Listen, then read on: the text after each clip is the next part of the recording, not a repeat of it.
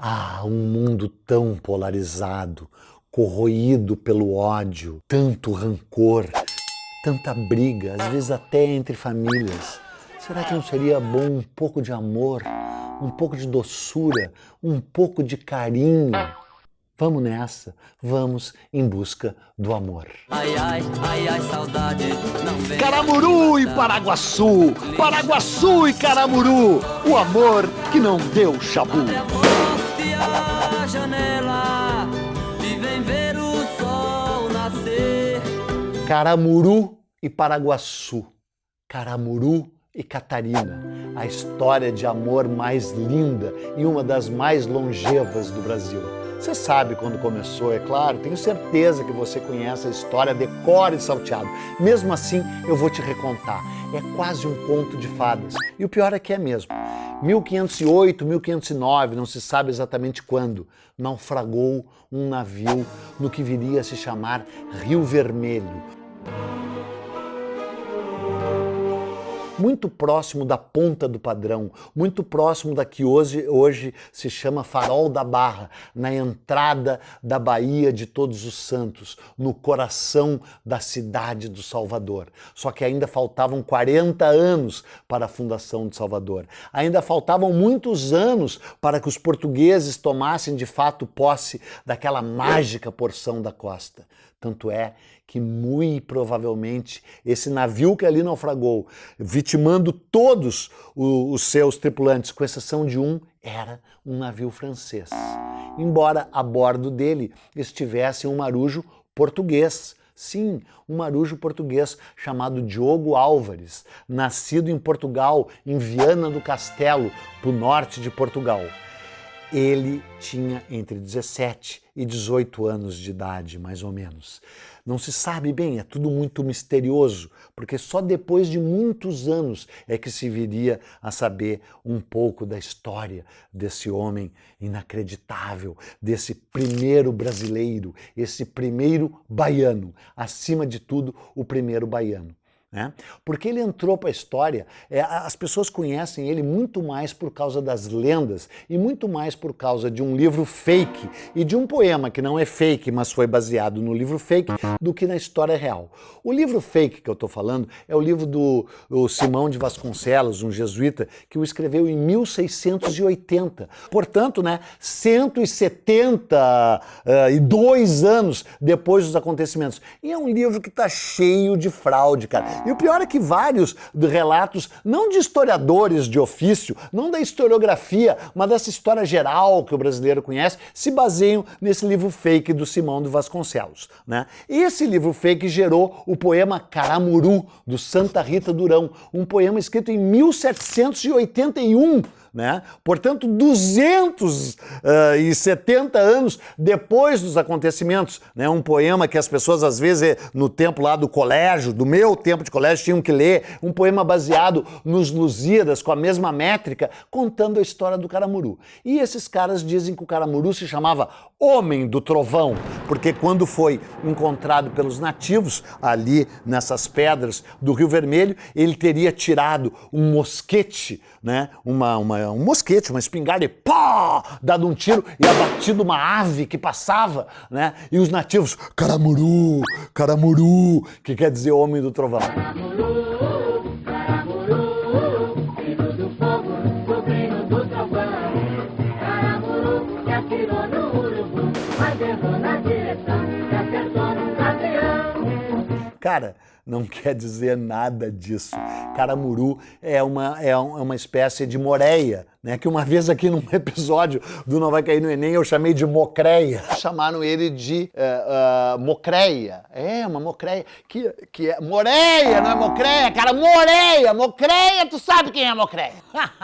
Não, mas é moreia. Moreia é aquele peixe elétrico, uma enguia, que é um peixe que navega entre as pedras. E ele, o Caramuru, teria sido encontrado ali nas pedras do Rio Vermelho, Se bem que tem alguns que dizem que ele foi encontrado encontrado em Arembepe, né? Praia hippie, maravilhosa praia hippie, né? Descoberta no final dos anos 60, na década de 60, 1960, início dos anos 70, e um monte de hippie morou lá. Eu, inclusive, morei lá em 1966, embora tivesse apenas 25 anos, em 1966.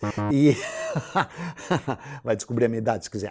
E não se sabe onde o Caramuru naufragou, mas muito provavelmente foi de fato no Rio Vermelho, que hoje é a região urbana da cidade de Salvador, né? Tendo naufragado ali ou não, o fato é que a partir de 1509 ele já estava muito ligado aos Tupinambá do Recôncavo Baiano, né? Toda essa região da Bahia, essa mágica região da Bahia, onde surgiria a cidade de Salvador em 1549, era ocupado pelo grupo Tupi por excelência, né? O Tupinambá, né? Tupinambá quer dizer o Tupi verdadeiro. Tupi quer dizer o povo, né? Os caras se autoconsideravam bem, né? Tinham autoestima alta. E de fato mereciam, né? Porque era um povo aguerrido, luxurioso, segundo o relato dos portugueses, né? E também dos espanhóis, né? Amante das artes da guerra e das artes da dança, né? E os Tupinambá eram uma das parcialidades da grande família Tupi, que era o Tupi por excelência, o Tupi era o Tupi de fato, né? Moravam ali, e o Caramuru, que foi chamado assim, batizado de Caramuru por ter sido encontrado entre as pedras, portanto, repetindo, né, Moreia, foi adotado pela tribo e logo casou com uma gata chamada Paraguaçu. Paraguaçu, que quer dizer água grande, né?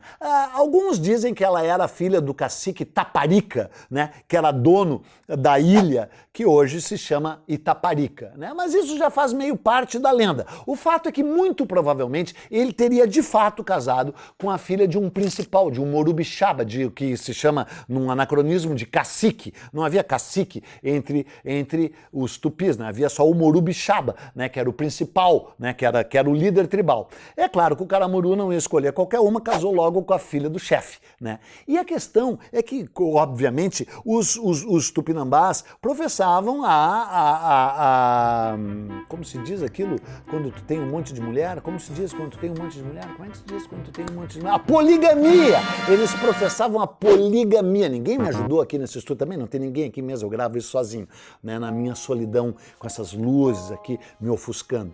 E aí, as sociedades tribais, né, eram poligâmicas. Então o Caramuru poderia ter escolhido várias outras mulheres, poderia ter desfrutado de várias outras mulheres. E, no entanto, esse que é o cerne desse episódio, cara, ele ficou ligado, ele ficou vinculado a Paraguaçu o resto de sua vida. É a coisa mais incrível, cara. É um caso de paixão realmente alucinante. Ele se casou com ela em 1524 e se casou oficialmente, porque essa que é a história maluca. Ele ficou morando ali, onde hoje é os Altos da Glória, né? Onde é o bairro da Graça, inclusive ele e a Paraguaçu, já vou entregar ao final, estão enterrados na Igreja da Graça, no bairro da Graça. No chamado Alto da Vitória, porque ali os portugueses tiveram uma vitória. É um bairro nobre de Salvador, onde inclusive um dos teus amigos, que hoje está preso, era dono de um prédio, o Lavi, vai aparecer aqui, ó, o Lavi. Abre a porta e a janela e vem ver o sol nascer. Abre a porta e a janela e vem ver o sol nascer. Abre a porta e a janela.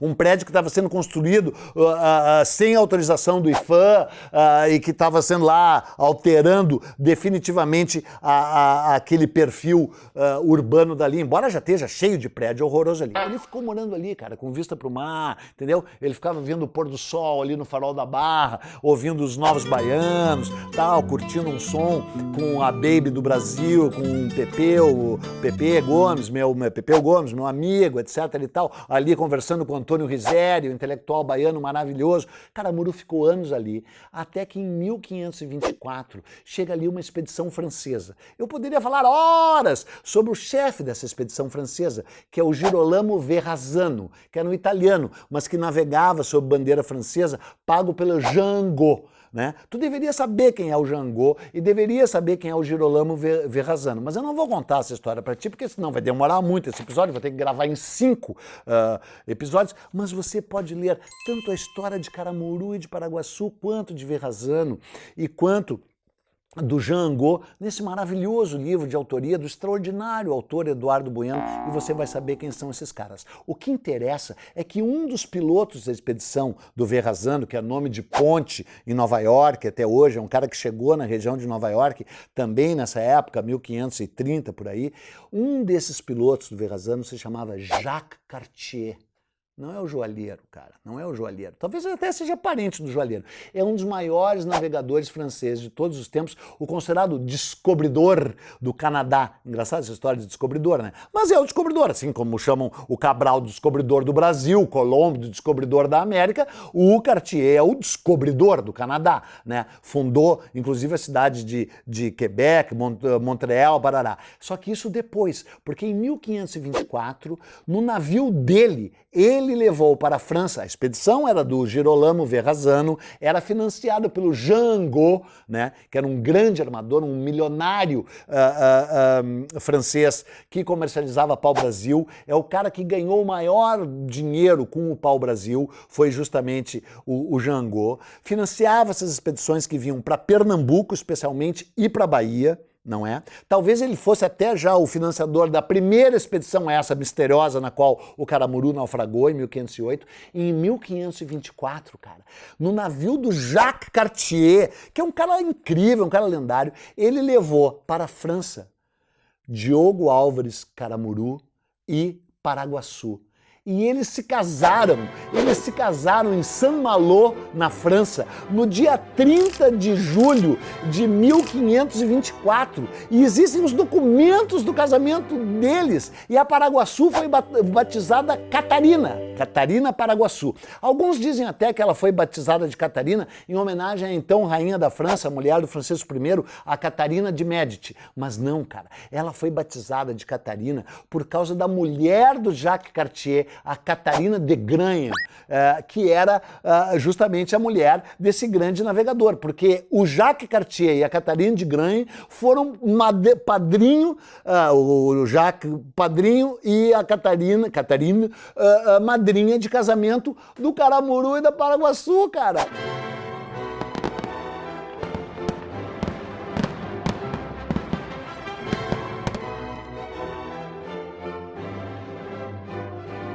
É uma história incrível, se casaram numa cerimônia cristã em Saint-Malo. E o mais inacreditável, cara, é que se diz que o bispo Sardinha, que viria a ser o primeiro bispo do Brasil, chegou no Brasil só em 1551, e ele estaria lá estudando na Sorbonne, ele de fato estudou na Sorbonne, e teria ido a Saint-Malo presenciado esse casamento. É uma história incrível. Os documentos desse casamento foram encontrados em 1931 por um cara chamado Charles Roncier, que publicou provando que esse casamento aconteceu. O fato é que, em 1531, com certeza, o Paraguaçu já estava de volta à sua querida Bahia, né, cara? Ele não quis ficar morando na França fria e invernosa, com aquele mar cinzento lá de Saint-Malo, de Rouen, de Dieppe, né, que são as praias da Normandia, de onde os franceses vinham para o Brasil. Ele preferiu voltar para os braços da Bahia, nos braços da sua querida Paraguaçu. E eles ficaram morando anos ali, cara, nesse Alto da Glória, cara. Imagina ali o visual, cara, morando no Outeiro Grande. Bahia, terra da felicidade.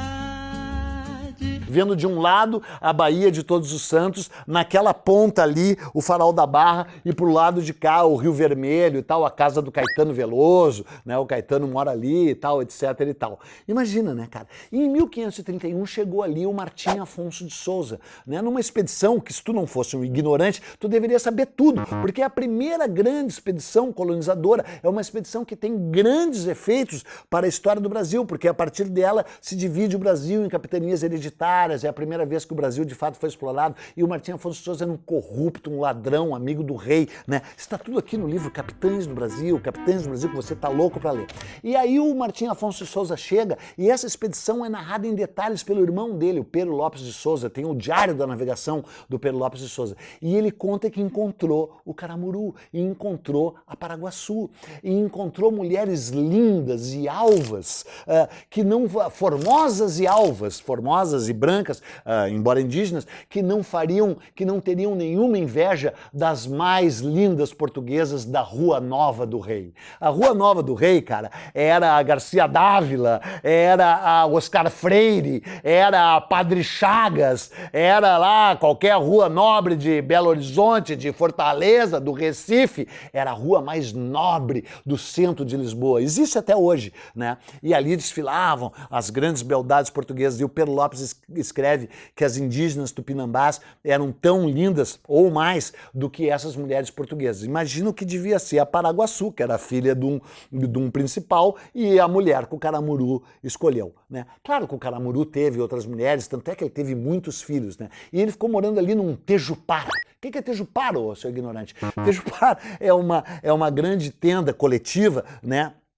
Feita de palmeira pindó, a palmeira, inclusive, que deu o nome ao Brasil, né? Pindorama, né? Que era como os tupis chamavam o Brasil. Ele ficou morando ali, e em 1535, uma outra expedição daí de espanhóis naufragou ali, e o Caramuru que os ajudou, e o Caramuru que em troca de ter recebido uma chalupa, que é um pequeno barco, e 2 tonéis de vinho, que maravilha, né? Prestou ajuda para esses portugueses, para esses espanhóis da expedição do Simão de Alcobaça, que naufragaram ali, e também deixam registrada a presença do Caramuru. Então várias expedições passaram por ali, e várias expedições registraram a presença desse cara que recebia os europeus, que os tratava bem e que botava os tupinambás a servir, a atender os interesses momentâneos, né? Porque os caras não chegavam para ficar, né? Só chegavam ali para negociar, né? Trocavam bens de consumo, facas, pentes, né? Machados, por víveres, né? E o Caramuru que intermediava essa transação. Mas o Caramuru nunca contou de fato a história dele, porque se supõe cada vez com mais certeza que o barco que ele naufragou era um barco francês. Então ele não ia revelar para portugueses nem para espanhóis que ele tinha chegado a bordo de um nau francês. Se supõe que o barco de fato era francês, porque o Rio Vermelho era chamado de Mair Iquita. Até hoje é chamado de Mariquita, né? O próprio Caetano mora ali na Mariquita e achava que queria dizer Mariquita, um nome português de Maria, né? Mariquita. Não, mas quer dizer Mair, que é o jeito que os tupis chamavam os franceses, né? Peró era o português, Mair era o francês. Você pode aprender isso aqui no livro Capitães do Brasil, não sei se eu já falei sobre esse livro, é um livro extraordinário, você certamente vai gostar de comprá-lo. E Mair Iquita, I é rio, então é o rio onde naufragou o francês.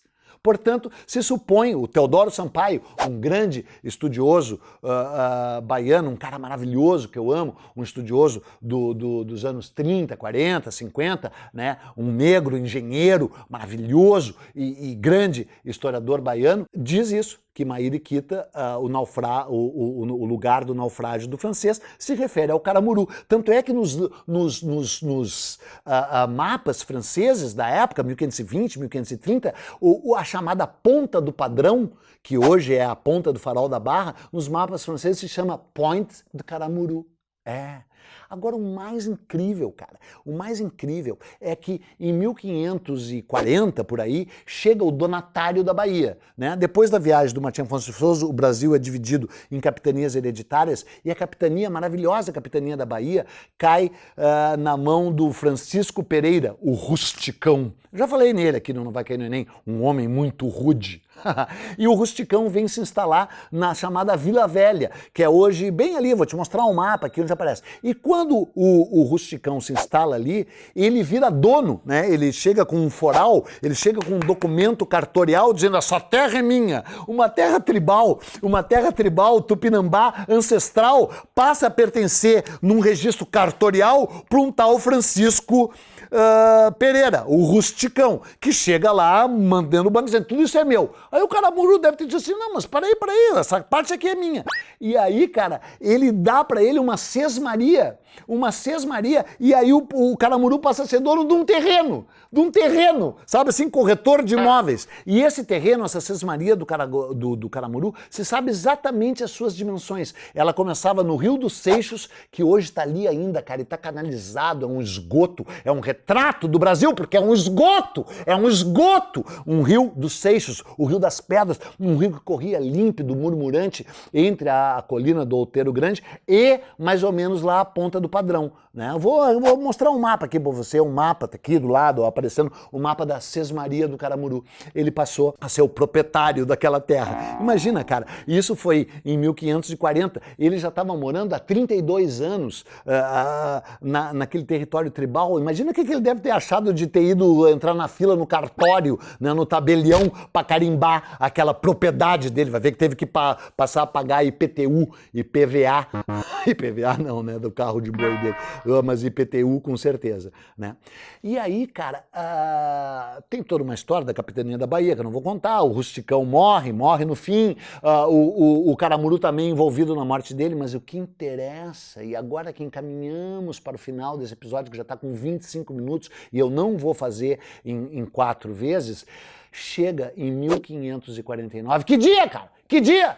9 de março de 1549, como é que tu não sabe? Desembarca na Bahia o Tomé de Souza, porque o regime das capitanias hereditárias, que era para todo sempre, não durou, né? O rei teve que cancelar essa parceria público-privada. Eu já falei sobre as capitanias hereditárias aqui, tu deveria saber mais sobre as capitanias hereditárias, mas tu não sabe nada mesmo, eu já desisti de tentar te ensinar, eu tô aqui só para te divertir.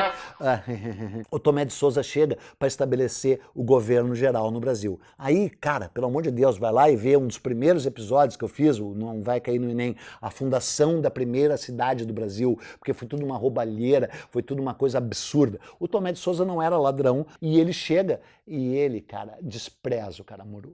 Porque ele vem para estabelecer realmente a civilização, a lei e a ordem. E o Caramuru era um híbrido. Né? Ele não fazia parte dessa nova ordem que se estabelece com a chegada do Tomé de Souza, né? E aí ele é escanteado, ele quase desaparece das crônicas, ele fica morando lá no cantinho dele, né?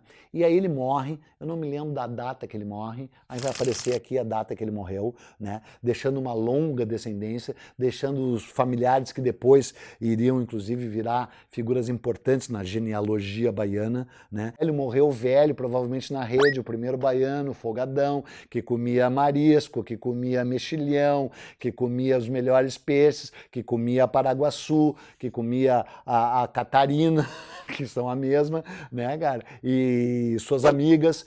E a Paraguaçu sempre também devotada a ele. E a Paraguaçu virou realmente muito católica, criou a primeira igrejinha nesse lugar ali na Bahia, né? Uma mulher incrível, morreu depois dela, também não me lembro que época que ela morreu, vai aparecer aqui quando ela morreu.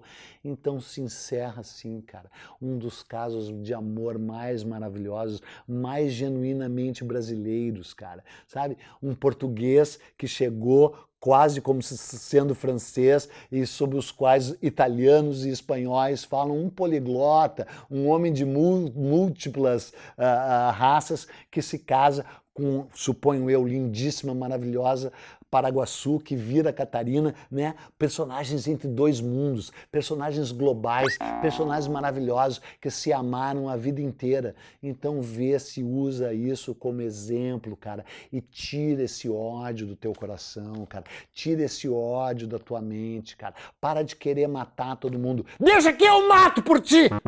Então tá, é isso aí. Acabou. Tchau. O que você acaba de ver está repleto de generalizações e simplificações, mas o quadro geral era esse aí mesmo. Agora, se você quiser saber como as coisas de fato foram, então você vai ter que ler.